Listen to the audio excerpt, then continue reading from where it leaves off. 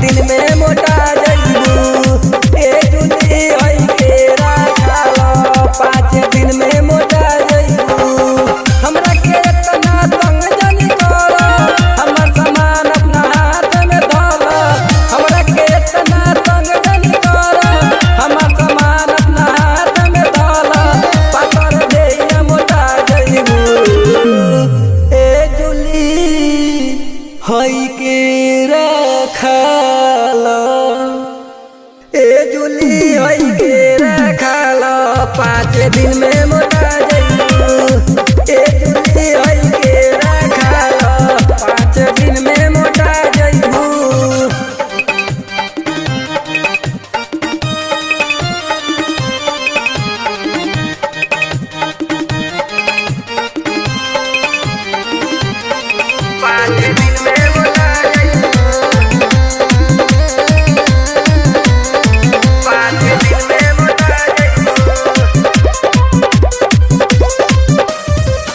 हमरा कुटिया में आवा आके फायदा उठावा।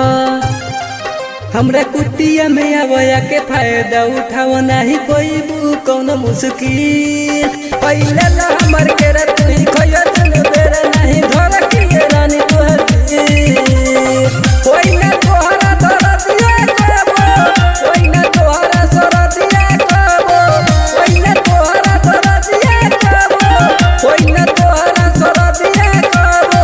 चल के जैसे गोता जइबू।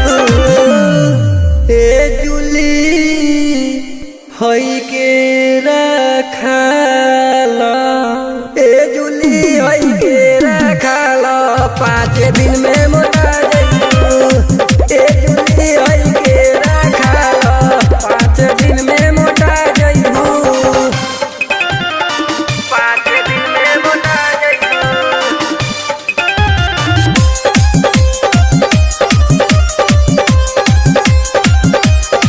5 दिन में मोटा जइबू।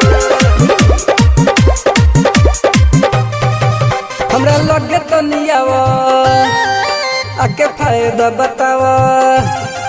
हमरा लगे तनियावा आके फायदा बतावा। के कर खइलू बतावा बुचिया। तोहर देह लागे मोट सब चीज भई छोट। तोहर ढोरी लागत बुचिया।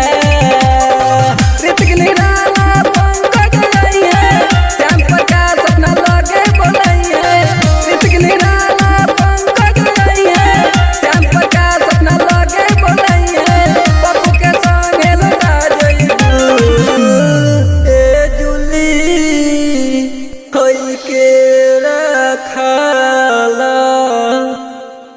ए जुली हई के राखल 5 दिन में मोटा जइबू। ए जुली हई के राखल 5 दिन में मोटा जइबू। ए जुली हई केरवा खाल हो मोटा जइबू।